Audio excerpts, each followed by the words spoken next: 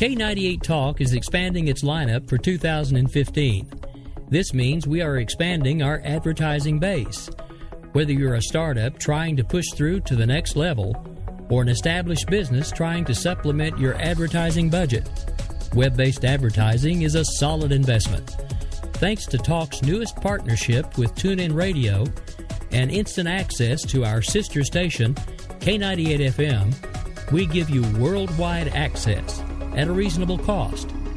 Interested parties should email us at sales@k98fm.com.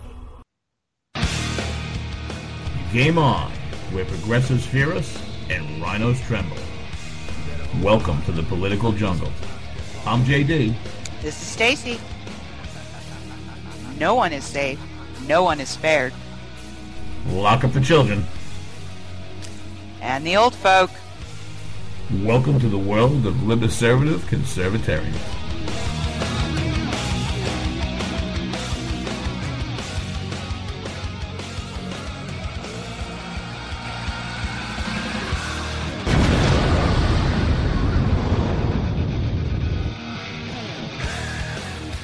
Good evening, everybody. Tuesday, July 7th, 2015, 10 p.m. Eastern Standard Time. That means it's time for JD and Stacey and Game On here on K98 Talk. You're going to have to excuse JD. He lost his voice over the weekend a little bit. Tonight, Stacey and I are going to be talking Sanctuary City, lawlessness and lunacy. ISIS, Obooboo and Iran. I guess you got to throw John Kerry and his weird ass in there. And Zorba and the boys going to take down the Euro, baby. This is going to be one of the best car accidents you've seen in a long, long time. Right now, everybody, want to thank old listeners, new listeners, everybody in between. As always, get over to K98Talk.com. Get in that chat room. Say hello to Stacey. You can find us here live every Tuesday night, 10 p.m. Eastern Standard. Thursday nights again, 9 p.m. Eastern Standard for Game On. And then Sundays, 11 a.m. for that Bloody Marys and Broad Sheets, baby. Your cure for that mainstream media hangover. And then, not during the show.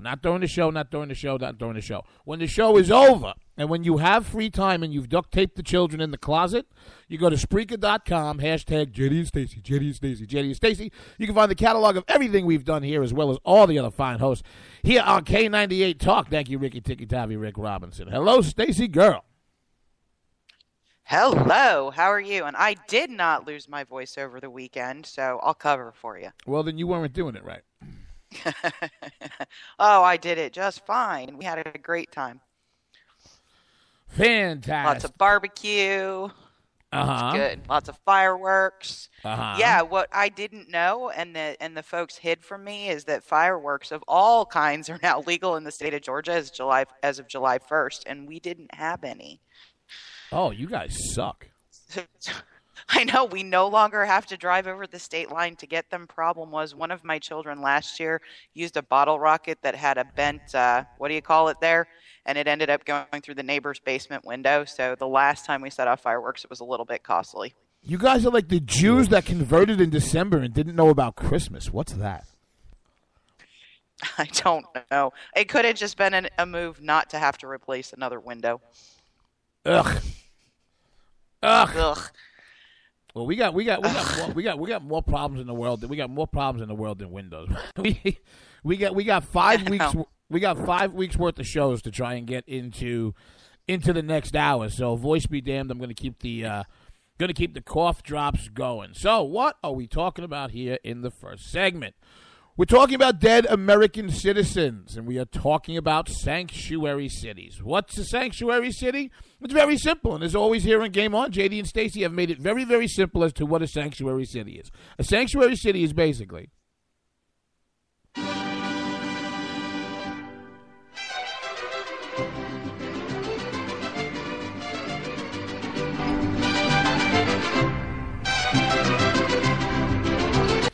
except you got to add a little.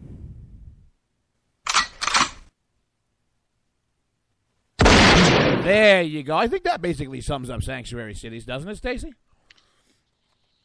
Well, in a song bite or two, but sanctuary cities, at last count, there were about 200 of them nationwide, or actually cities in one state, which is the entire state of Oregon. Who, through a plethora of different models, which include resolutions, executive orders, police department policies, limit the extent to which local law enforcement will assist the federal government in enforcing immigration laws. Basically, a sanctuary city is a term given to any city in the United States or Canada that follows certain practices that protect illegal immigration. That's straight up what it is. It's just a protection of illegal immigration. The practices can be, now these are legal terms, by law they can either be defined as de jure or they can be by habit, which is de facto.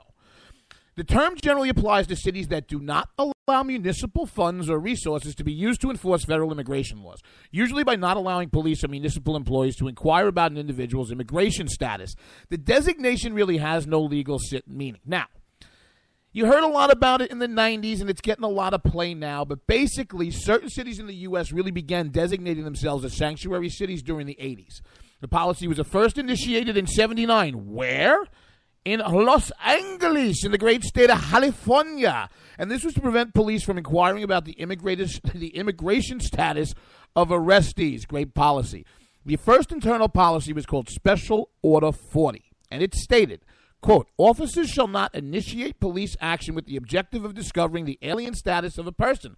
Officers shall not arrest nor book persons of violation of Title 8, Section 1325 of the United States Immigration Code, da-da-da-da-da-da-da-da-da. Some of the cities are D.C., New York, Jersey, Jersey City, Los Angeles, San Francisco, Santa Ana, San Diego, San Jose, and the list goes on and on. Well, the whole state of California.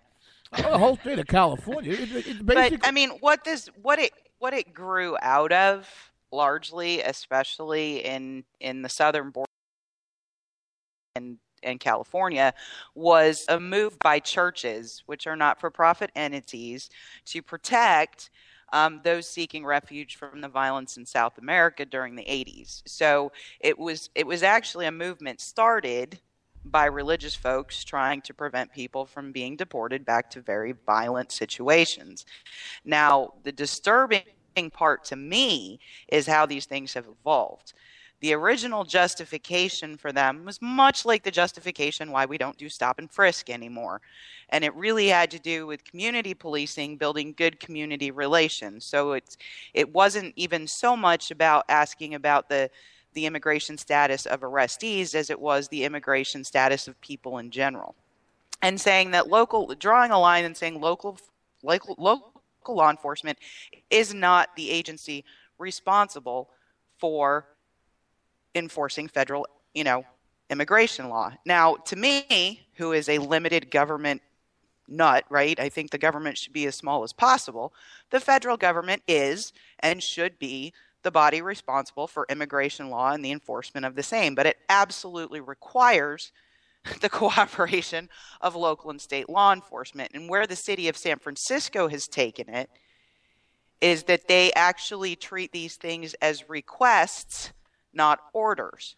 So in other words, with this particular little ball of loveliness, Mr. Sanchez, ICE turned him back over. ICE had him. Turned him back over to the city of San Francisco Sheriff's Department for a drug warrant that he was wanted on. They gave the city of San Francisco Sheriff's Department a detainer request asking for notification so that he could be deported.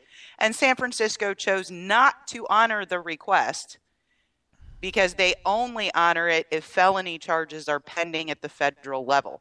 Now, tell me any other government agency, IRS, BLM, EPA, where a local or state law enforcement agency could refuse to cooperate with the regulations or requests of that agency. I think we're way off in the weeds here because none of this really matters. Because there is only a why to this as why this is all important. Why are we speaking about it? Why is it important? It's important for a few reasons. And one of them is that a 6-time deported illegal immigrant is charged in the felony hit and run of an Arizona mother and her 2 young children. The man allegedly admitted to being high on marijuana while causing the severe lacerations to a 5-year-old boy. The 5-year-old and a 2-year-old were both taken to an area hospital. This tragedy, not isolated, comes within 1 week of 2 separate incidents involving previously deported illegal immigrants, allegedly. Tell that to the families of the 2 dead women, allegedly. Murdering women in 2 U.S. states, California and Texas. The California case involved a young woman in San Francisco taking photos with her father on a pier when an illegal immigrant who had been deported 5 times prior, I'm getting rid of the word allegedly, murdered her. The Texas case, well, he confessed. Hold on a second. The Texas case involved another dreaming ball of love. An illegal immigrant who had been deported 4 times prior. Police say the man admitting to murdering his wife with the hammer. Now, not to be left out, here's how the media first reported the murder in Arizona. The Arizona hit-and-run case was first reported by InMaricopa.com with the headline that simply asserted 2 children injured in Papago crash. The illegal immigrant is named Manuel Perez Vasquez, for any of you who are interested. But you want to know something? It doesn't matter. Because I think that with all the conversations that we have about illegal immigration and policy and everything else, what gets lost are the victims, the citizen victims, American citizen victims of illegal immigrant crime. And just for giggles for tonight, I pulled a random blotter that I found attached to an MRC article, and we're going to stay specifically with Mexican nationals. Folks, your government and every politician you hear defending what we just explained, the sanctuary cities, this is what it's brought to you. January 27, 2015, in Calexico, California, 41-year-old Mexican national was arrested. He was attempting to enter the U.S. illegally, violent drug dealer, and was convicted for attempting to have sex with a minor 3 years old or younger, February 26th of this year. The three Mexican national violent gang members, 2 of whom were previously deported, 5 of them all convicted sex offenders. June 22nd, 23-year-old Mexican national, aggravated felony gang member in Maricopa. May 22nd, 2015. 32-year-old Mexican national, sexual abuse battery to a child. May 6, 2015. 1 Honduran national and 2 Mexican nationals. Now keep in mind, these are all illegal immigrants that have been here and prior deported. Sexual assault of a child. April 28th, and it goes on, and it goes on, and it goes on, and it goes on. We are at a point where the Roman Empire... Look at it this way. Does it matter to be a citizen in this country anymore?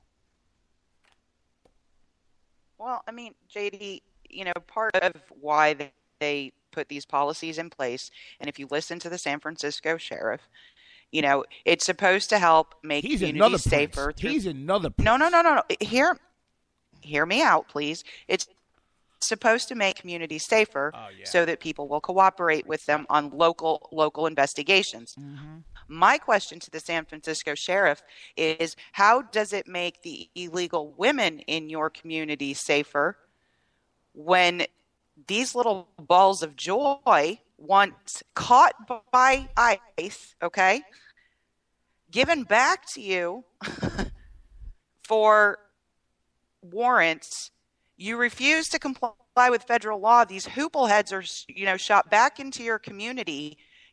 I wouldn't feel much different about what this guy did and the failure of San Francisco if he'd shot an illegal immigrant pregnant woman who was 32 years old. I'm sorry. He shouldn't have been here. I can't.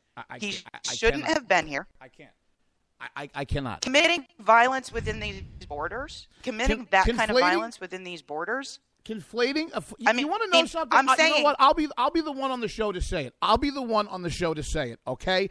It bothers me more that a tax-paying American citizen was gunned down for doing nothing than if 2 or 3 of these animals had killed each other in their own neighborhood. It really would have. It really would have, because I am tired of sitting here and listening to the sheriff and everybody else. Here's this prince of a sheriff. What's this moron's name? Ross Micarimi.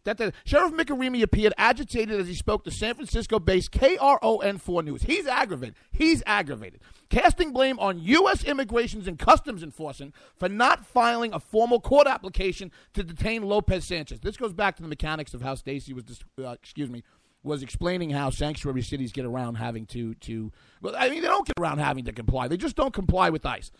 It is San Francisco Sheriff's Department policy to deny all ICE detainer requests. He indicated that he only honors court orders. Micarimi also told CNN's Jake Tapper that sanctuary city policies, just to Stacey's point, quote, make us safer unquote. Lopez Sanchez says now this is the idiot who gunned this woman down on the pier, says he chose San Francisco because he was interviewed by the press for its sanctuary city policies and avoiding another deportation. You can label me what you will. You can label me what you will. You can call me this. You can call me that. That list of horribles that I read, and it goes on for 2 pages in very small print. Those crimes were committed against American citizens by illegal immigrants. To me, this is a much broader point. What do you think the average voter hears when they hear somebody saying, well, if they had, think about all the poor illegal immigrants in that community. When everybody just wants to blow off the fact that there are serially people being killed in this country by illegal immigrants. Is it some big plot? Do they all come here in a murder cult? No. Is it all of them? Absolutely not. But just to turn a blind eye to this and to make a moral equivalence, to my mind, is not doing justice to these people who were killed. Moral equivalency. I was destroying their argument. But he's saying it makes those communities of people safer. It doesn't make them safer to be killed by one of these hoopleheads if they're peace-loving, hardworking people who may be here illegally. They're saying it's the safety of those communities that they're trying to protect. Having these monsters on the street doesn't protect those communities any more than it protects ours. And the police know this. There's a CBS story. San Francisco, KPIX5. San Francisco sheriff's deputies have been making secret phone calls for years to help the feds get illegal immigrants like murder suspect Francisco Sanchez off the streets. One former cop said it happened all the time because they resented the city's so-called sanctuary policy and they wanted to get illegal immigrant criminals off the streets. Then Sheriff I'm telling you what, this guy Micarimi goes on the list of people who need to swallow his teeth. Then Sheriff Ross Micarimi got wind of it. KPIX5 obtained the memo Sheriff Micarimi sent to his deputies in March, spelling out that he and only he can turn over illegal immigrants to immigration's customs enforcement. And then he goes on to this nonsense. Well, if you turn one over, you can't turn the others over. Not to be outdone by the sheriff of San Francisco, who is trying to blame this murder on everybody except the man who committed it. Let's fast forward to the administration blaming this on Republicans. This is so choice. If I hadn't lost my voice before this, between the bleeding in my brain and the bleeding in my throat, folks, do me a favor. Sit down or stand up because I don't know how you're going to take this. This is in the American Thinker today. The White House blamed congressional Republicans Monday for the death of a San Francisco woman allegedly shot by a repeat offender illegal immigrant and for a spate of gun violence last weekend in President Obama's hometown of Chicago, which is run by who, Stacey? Who? Democrats. And actually, if you look to what happened last November, the Obama administration took what was the Secure Communities Act, which was a required program prior to November, working with ICE and DHS, defunded it and turned it into a voluntary program.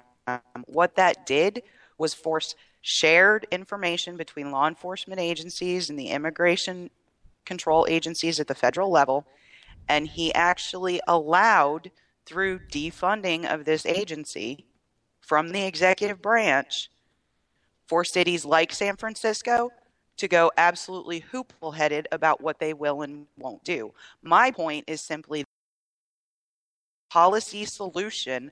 The solution to this is the same as it is for federal minimum wage, okay, for tax policy, and now for gay marriage. If the federal law requires it, all the states can do is make a stronger law. So you have to pay minimum wage. If you want to mandate it higher than that, you can, but you can't mandate it lower. There is a minimum threshold to immigration law in this country, and you can do whatever you want at that level or more, but you can't do less. And one of the requirements absolutely has to be that you comply not with federal requests. These are not requests.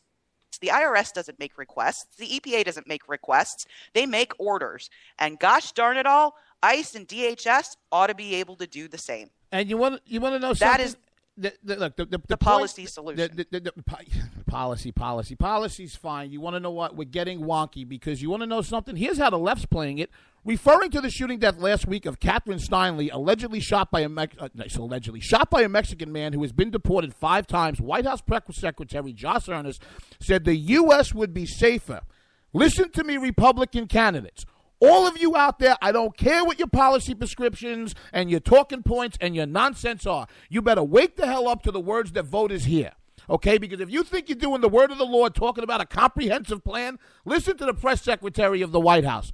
That the U.S. would be safer if Republican lawmakers had approved comprehensive immigration reform backed by the president. Quote, the president has done everything within his power to make sure that we're focusing our law enforcement resources on criminals and those who pose a threat to public safety, unquote, Mr. Ernest said. It's because of the political efforts of Republicans that we have not been able to make the kind of investment that we would like to make in securing our border and keeping our communities safe. Listen, Stacey and I had our own personal experience with this week. Immigration is not an easy topic to talk about. People who are like-minded are probably going to disagree across the board. But before we go to break, I'm telling every damn one of you something. These people are treating this like a war. Coming up in the next segment, we're going to talk about all the peaceniks in the Obama administration and on the left who will not fight ISIS in a war, but say we got to go to war to make sure we get this dirty Iran deal. You got to be kidding me. JD and Stacey coming back on the other side. K98 Talk.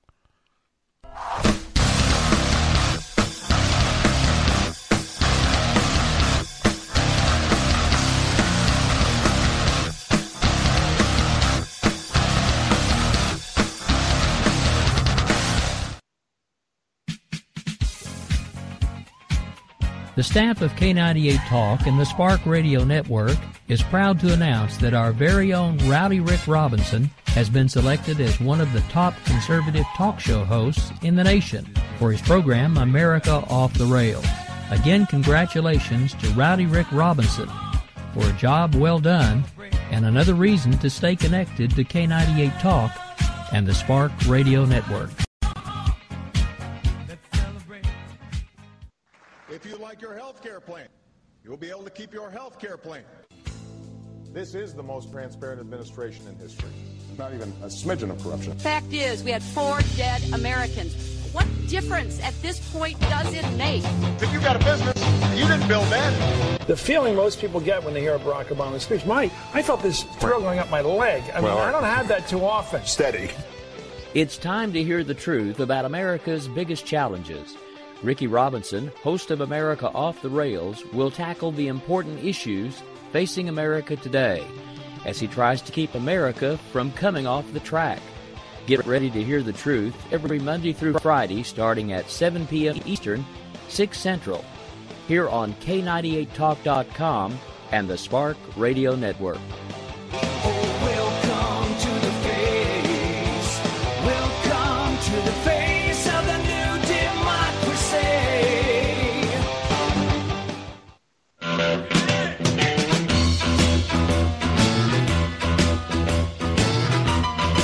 Red Nation Rising brings you Town Hall Radio. From a single tweet to 3 million a month, our community is a force to be reckoned with on social media. So don't miss our show, Thursdays, 8 p.m. Eastern on K98 Talk. Our chat room is our co-host, and you ask the question. Join us and be heard. So get ready to sound off on Red Nation Rising Radio. No one else is going to do it for you. There's a wild, wild whisper blowing in the wind, calling out my name like a long lost friend.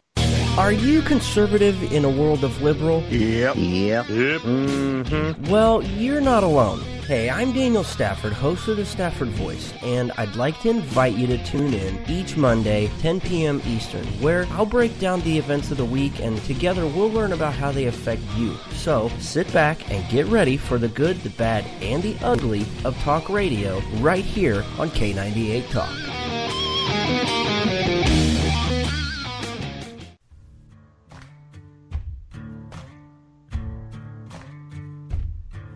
K98Talk.com, a leader in Internet radio. So grab your seatbelts and take the ride of your life on K98Talk.com.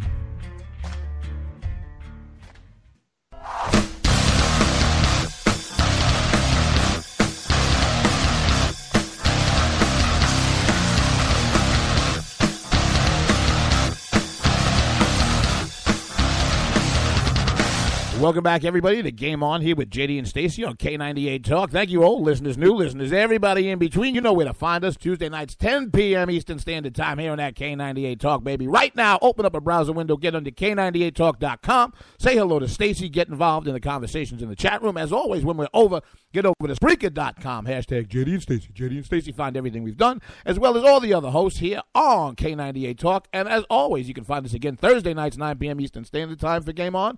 And Sunday morning, 11 a.m. for Bloody Marys and Broadsheets, your cure for that mainstream media hangover. All three shows live and in Technicolor, but on the radio. So like weird and different, right? Mm-hmm. Something like that? Something like that. That's what I get coming out of the break, and something like that? Yeah. Okay. This is gonna pretty well described it. This is going to be a great segment. All right, kids, what are we talking about? Why don't you set up our second segment, Stacey? What did you want to go to first? The left plotting to get the Iran deal passed? Whatever you want. Okay. Well, why don't we play Obooboo's clip? Oh, okay. Well, let's This set that, was our let's set that erstwhile up. president choosing on a random Monday to make a statement about how we're pushing ISIS back. I thought the timing was strange. Not sure what motivated it, but he had all the Joint Chiefs standing behind him, so maybe he might look like he knows what he's talking about. You know damn well what motivated him. This was one of the biggest this was a preemptive CYA speech. This speech was I have actually thought this through, because this narcissistic emperor-type jackass, okay, who cannot take enough selfies, and I mean, he couldn't be more self-absorbed if he was a sponge and he was made out of water and he was just soaking himself up, flicking his bean about how great he is, all right? The most self-absorbed man in the world. I, me, my house, my plane, my administration, my army, my, I. The whole bobble-headed nonsense that this idiot does. You're telling me it's coincidence that this come to me, get on your knees, and kiss your ring emperor went across the Potomac to the Pentagon? No. My opinion, just JD and Stacey have not had a conversation about this. This is not a setup. This is one man's opinion. I think that son of a bitch went over there to give the Pentagon buy-in, because there is nobody in his administration who is not convinced that there is not going to be a major attack in this country before he gets out of office. Because I watched 20 minutes of that speech, and I thought to myself, you want to know something? The man who is giving this speech right now is the most surprised man in North America that this country hasn't been hit yet. One man's Alex Jones tinfoil hat opinion. You know, I thought the timing was strange. There were a lot of terror warnings, thank God nothing happened. I think we've all been kind of on pins and needles wondering when it's going to happen. I don't know that it's going to be as clearly engineered and well plotted and planned as 9/11 was, but I can't say I don't believe something like the Oklahoma bombing run by 2 or 3 people who are lone wolves in this country couldn't happen. Does it matter? I mean, seriously, does it matter if it wasn't a 9/11 style type attack? You get one guy. I'm saying you can do just as much damage without that much preparation and forethought. What I'm saying is there's 2 guys in this country who could put something together, like the Oklahoma City bombing, clearly, because they did. It was 2 guys. I think part of his speech clearly linked to that, because he said, we can monitor these larger groups better, but these lone wolf stuff are much harder to detect. I mean, that was a big CYA statement in the speech. Of course it was. And the best part about it is, we're going to play the clip in a second, and he says that you can't defeat these people with guns, to which they say, oh, durka. Exactly. And what do they want, Scotzo? Virgin. Exactly. But Obama thinks that we can't.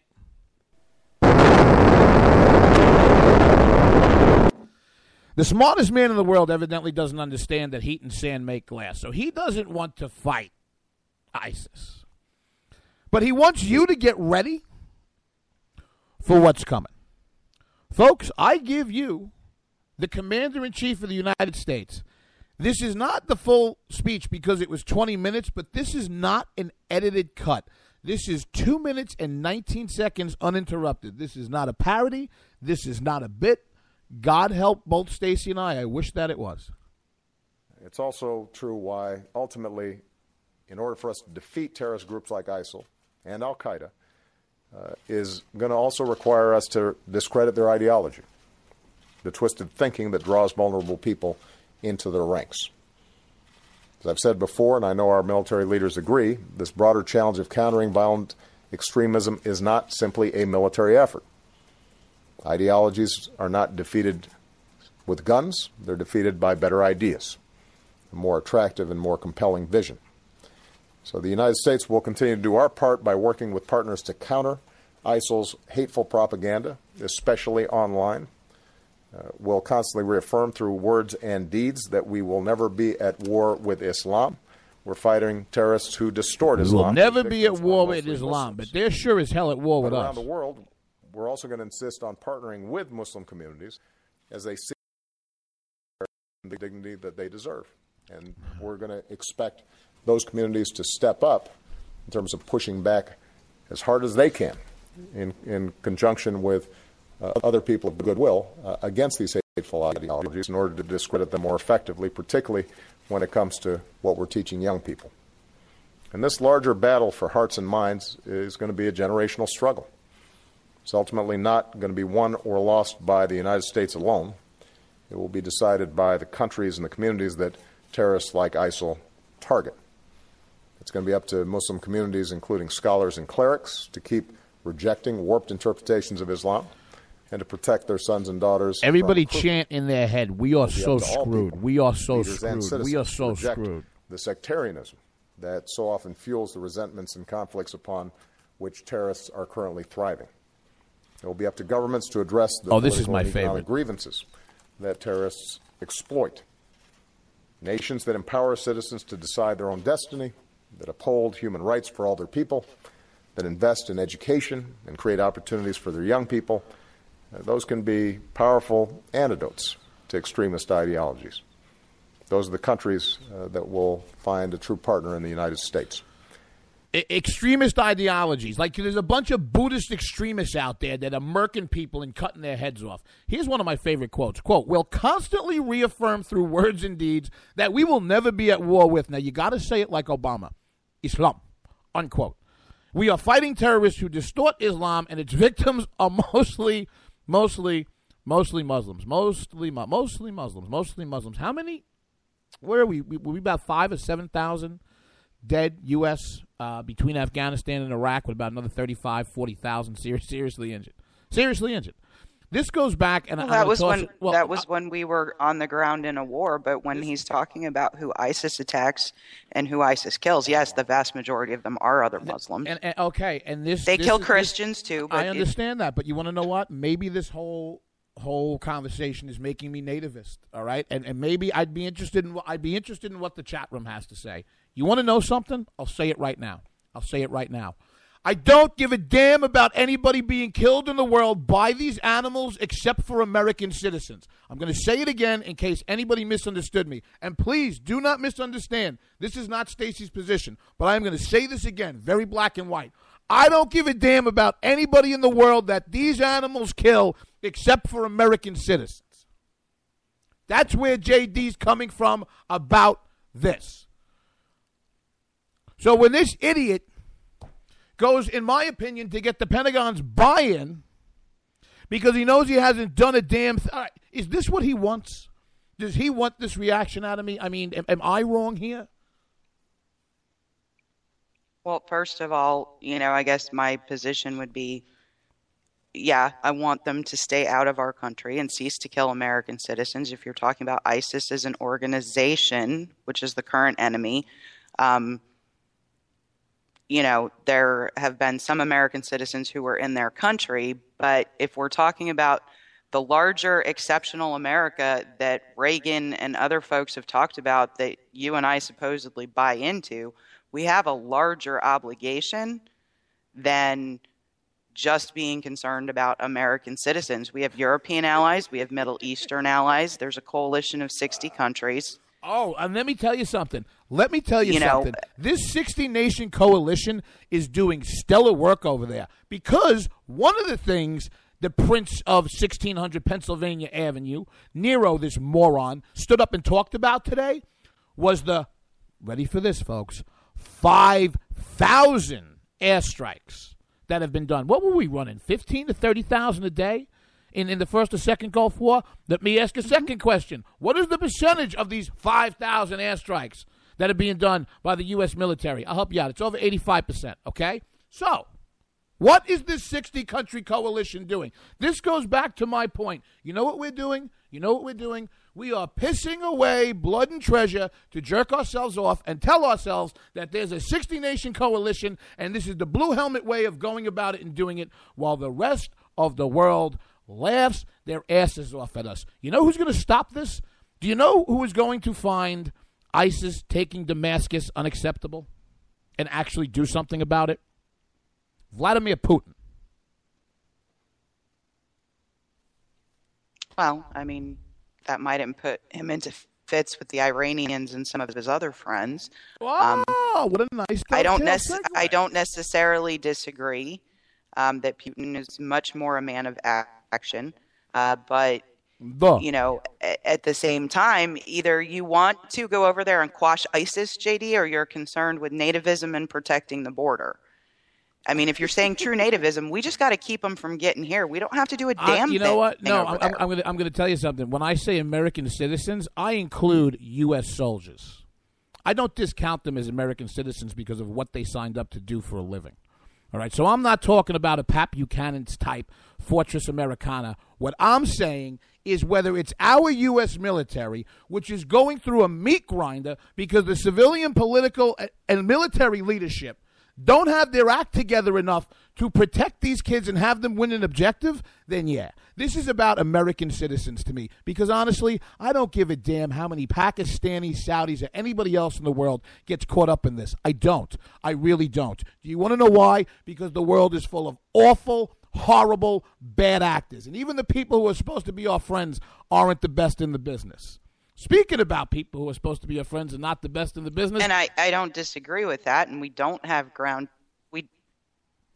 we don't have to do, we don't currently have inordinate number of ground troops there. Most of them are flying, and ISIS has no air force that we know of. You know, at the end of the day, it almost sounds like you're aligning with the strategy that it's really up to the people in country to deal with. What Obama's saying. I don't understand how we have a conversation and you have a need to tell me what I'm saying. That is not at all what I am saying in this conversation. What I am saying for me specifically, that when it comes to having a discussion about this, and the President of the United States, who is the Commander-in-Chief of the U.S. military, J.D. is not that concerned about how that policy saves and protects the rest of the world.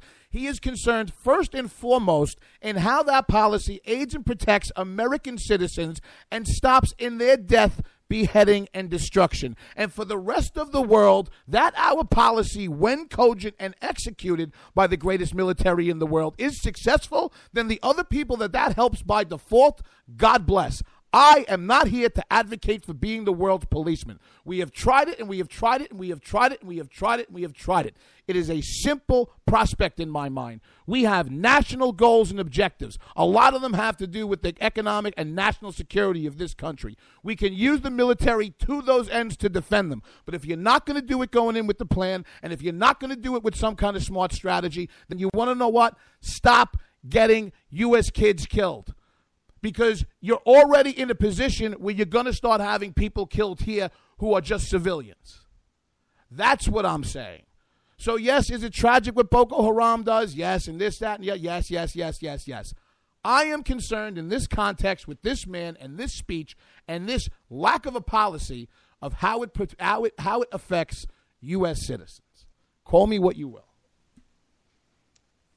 I wasn't calling anything. I said it sounds like you would prefer less engagement with our troops being American citizens unless we're going to go over there and just do something astronomical and just end the whole thing. How long has it been since like we did in the Iraq War? I mean, when Saddam Hussein invaded Kuwait, we went over there and we took care of it in a couple days. This is not the Iraq War. This is not a standing army of 1 million plus. This is 30,000 something disparate fighters. This is not an Alex Jones and me popping out. Look, why? All right.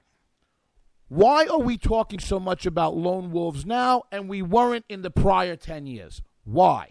Because we had a forward-leaning strategy that made it very unattractive to join the group of people that every time they wiped their ass with a rock and popped out of one of their raccoon mud holes in the middle of the desert, they got one right between their eyes by a U.S. sniper.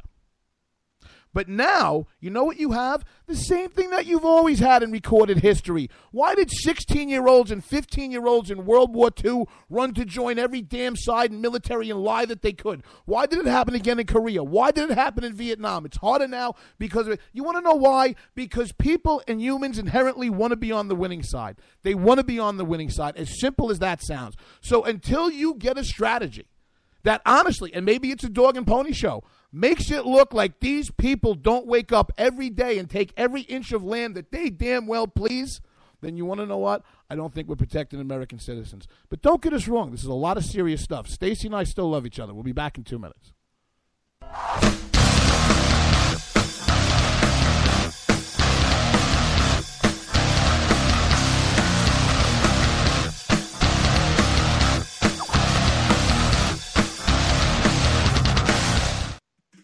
Hey everybody, this is Jason, host of According to Me. I'd like to invite you to check out my show. It's a 2-hour show that lasts 60 minutes in... listen, I hate to interrupt, but one thing I can do is read off a script. Just say, let me be clear a lot. It works. President Obama, I can handle this. It's a radio promo. I'm not green. I've done this before. Did someone say green? Now, Al Gore is here. Listen, I'm just trying to record a radio promo. Do you mind? Now, do you say good things about me on the show? No, not at all. But if it makes you feel any better, I rip on Republicans just as much. The AM radio frequencies give off very high levels of radiation. Look, my show is on the internet, which you invented. Can I just do my promo? I got a pen. I can veto that, you know. I know you got a pen. It's not a law. It's a radio promo. Listen, just listen to my show. Barack Obama and Al Gore hate it, so you're going to love it. Here's an executive order. Don't listen to his show. He doesn't like me. He's racist. And he doesn't recycle either. That's it. I'm done. It's According to Me, Wednesdays, 10 p.m. Eastern, right here on K98 Talk.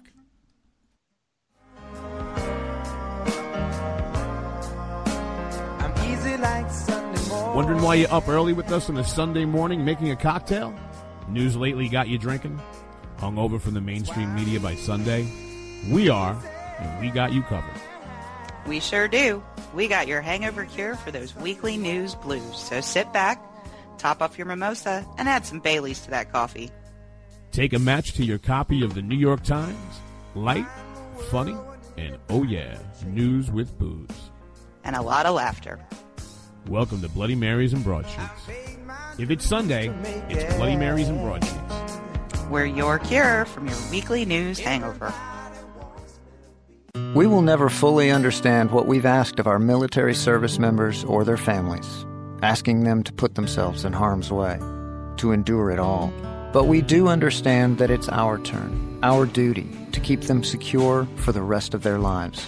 Wounded Warrior Project long-term support programs help our most severely ill or injured veterans live independently, at no cost, for life, so that they might stand at ease.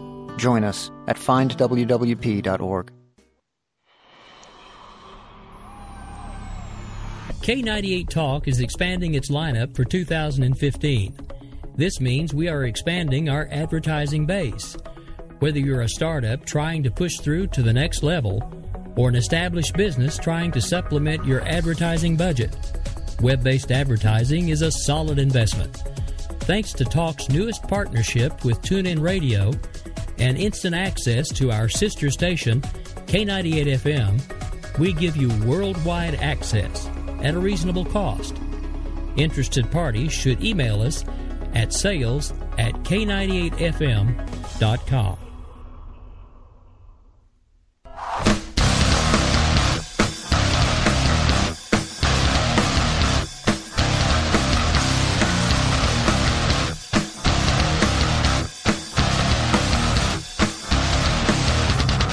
Welcome back, everybody, to Game On with JD and Stacey here on K98 Talk. Everybody right now, get over to K98Talk.com. Get in that chat room. Say hello to Stacey. During the break, I got a message from her. I don't think she's talking to me, so this might be a very quiet segment on the way out.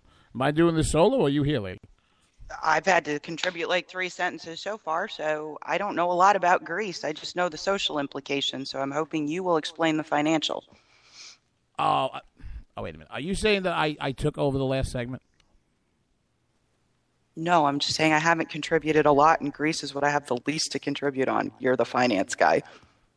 Well, take a poll in the chat. Well, let's take a poll in the chat room. I thought we were talking about a subject. Have I been keeping you from speaking? What are they saying? Let's just go with Greece, JD. All right. So we're hearing a lot about Greece and Zorba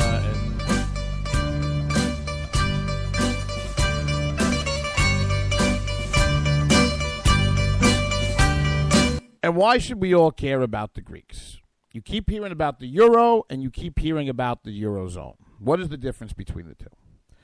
The euro is the official currency of the eurozone, which consists of 19 of the 28 member states of the EU. Austria, Belgium, Cyprus, Estonia, The currency is also officially used by the institutions of the European Union and 4 other European countries, as well as unilaterally by institutions, and is consequently used daily by some 337 million Europeans as of 2015. Outside of Europe, a number of overseas territories of EU members also use the euro as their currency. Now, why had there never been 19 disparate countries that combine their currency into a single unit in the past? Because basically it's economic suicide. And where does this disaster reside? It resides in what's called the Eurozone. The Eurozone is a monetary union, and 19 of the 28 EU member states have adopted the euro as their common currency, with inside that zone as the sole legal tender. The other 9 members of the EU continue to use their own national currencies. England is one of them, the UK with the pound sterling. The Eurozone consists of Austria, So you have the euro and you have the Eurozone. When you combined and had the combination of these currencies into what is referred to as the euro, which Europe basically thought would change their whole trade landscape, you had a lot of weaker countries. It's almost the same concept behind Obamacare. You had these weaker countries that had to be subsidized by the wealthier countries. The weaker countries, which are basically developing nations like Greece, had about 15 years to get their act together. But they haven't, Stacey, have they? No, not by a long shot. No. What was the GDP ratio you were referencing before? 173% of GDP is their debt level. Oh, that's not good. So in other words, their gross domestic product, everything they produce in goods and services, their debt is 173% of that. Ours is 103.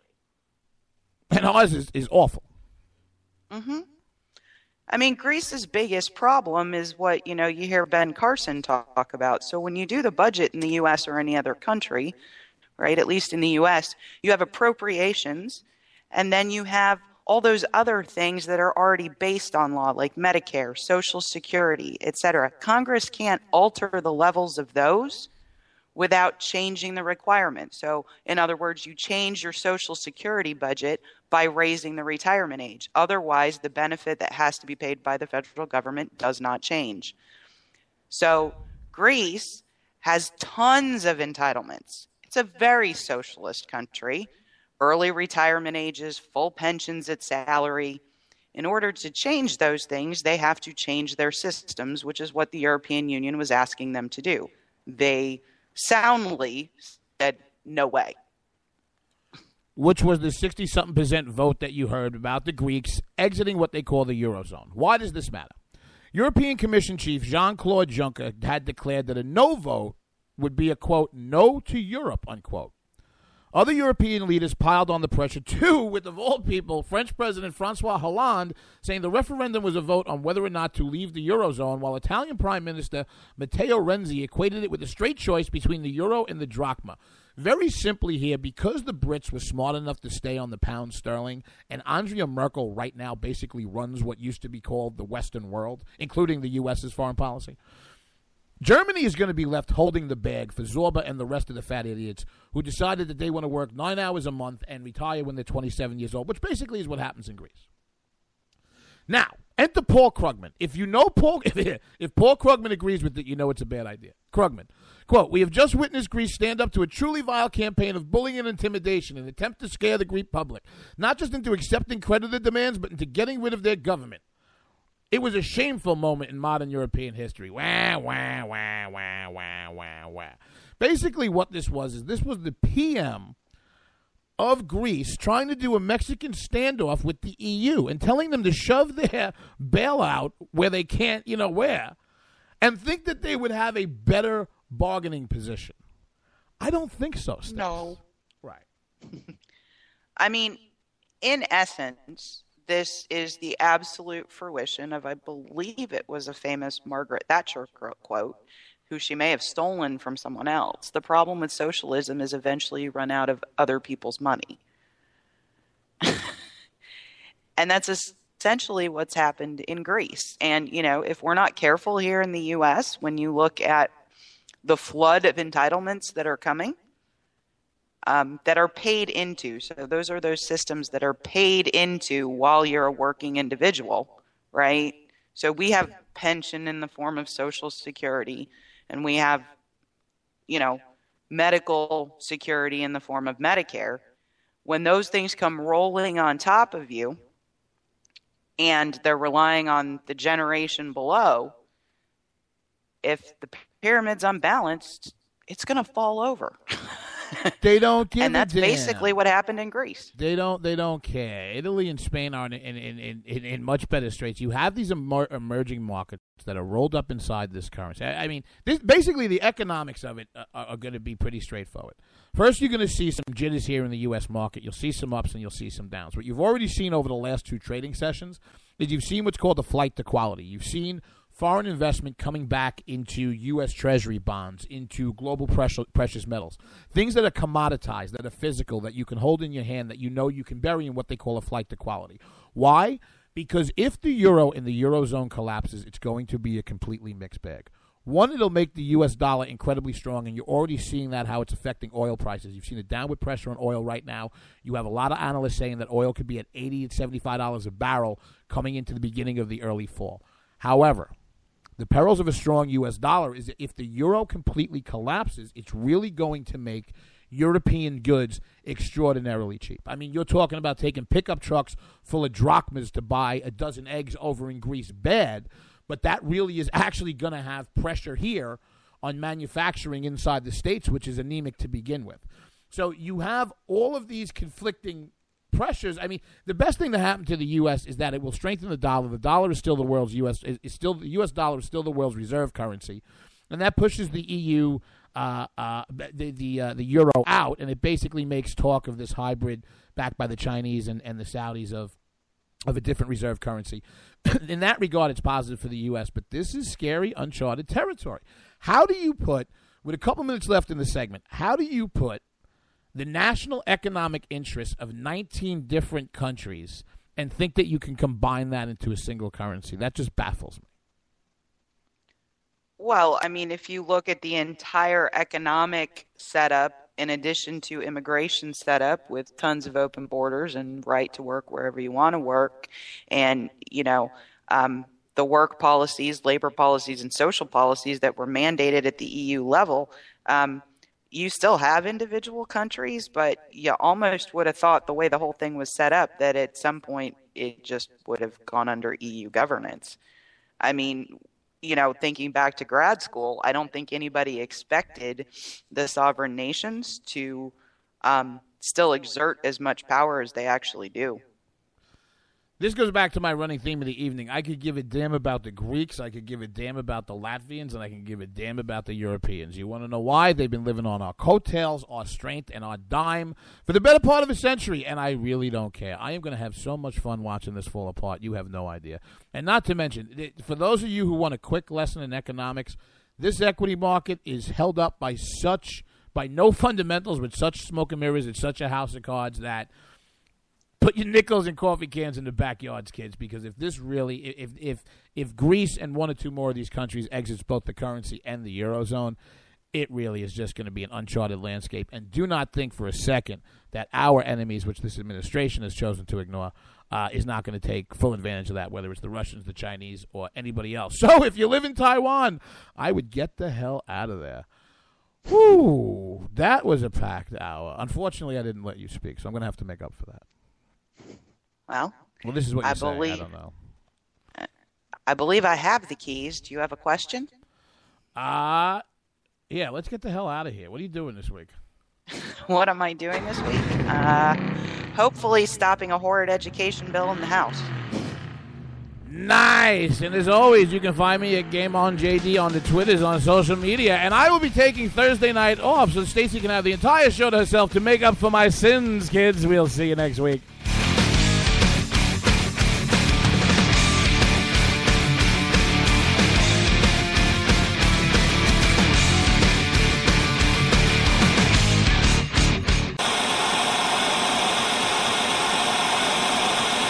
I'm looking for you, you Occupy freaks with your glitter bombs. Bring it on! Bring on the glitter. Everything has changed. Everything has changed in the last few years. Conservatives used to take it, and we're not taking it anymore.